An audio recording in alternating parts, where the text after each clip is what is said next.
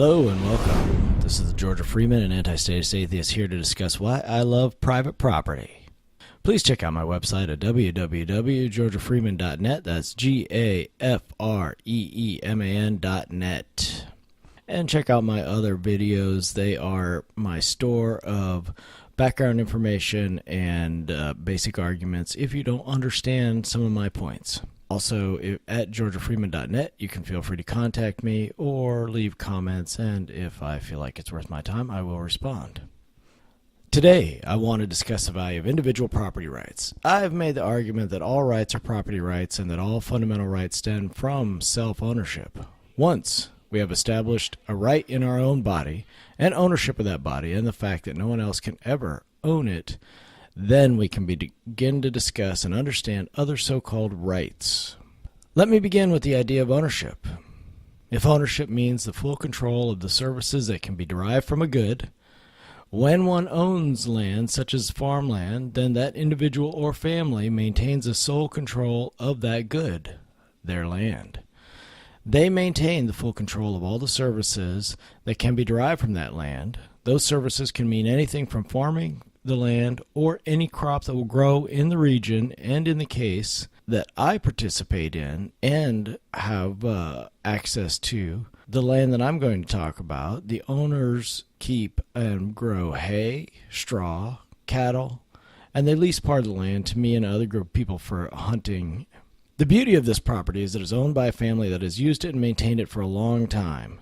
The family owns several thousand acres and uses all the services that land can offer. They are good stewards and owners. They lease part of their land for hunting to me and my friends. This allows us to maintain and hunt that property, which supports the ownership of it by keeping out pests such as hogs and minimizing the overgrowth of regular animals and wildlife such as deer. The beauty of the arrangement is that we help maintain the property and we have access to the land for use as we see fit, as well as the right to hunt on it and pull resources from that land. Here are the true values that are inherent in its ownership and control of these services that can be derived from the good, and in this case, that good is the property.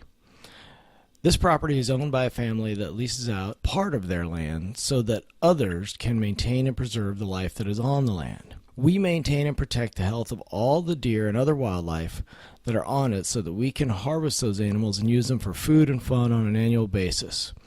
Private property proves to be how you keep and protect wild animals because the land is private and well maintained. There's clean water, there's food available for wildlife, and the life on it is protected in general. Those of us that lease and hunt the property, we do not hunt it to where there is danger of wiping out any wildlife. Only private property protects animals and the welfare of the land and the animals over the long term. How can we know this? Well, let's simply look at the animals that have gone or are going extinct compared to those that have no risk of extinction. Consider cats, dogs, deer, cattle, llama, mules, horses, and any other multitude of domesticated animals or animals living on privately owned land. Are any of these at risk of extinction? No, because they live in areas maintained by individuals and private owners. So what are going extinct or have gone extinct? Wildlife that live on property owned by governments which are not things and cannot technically own property, for the common good and not respected or maintained under the protection of a private landowner. If you want to properly protect land and resources, then it can only be done through private ownership. Only when land and the resources are protected by individuals who have private interest can those resources be protected over the long term.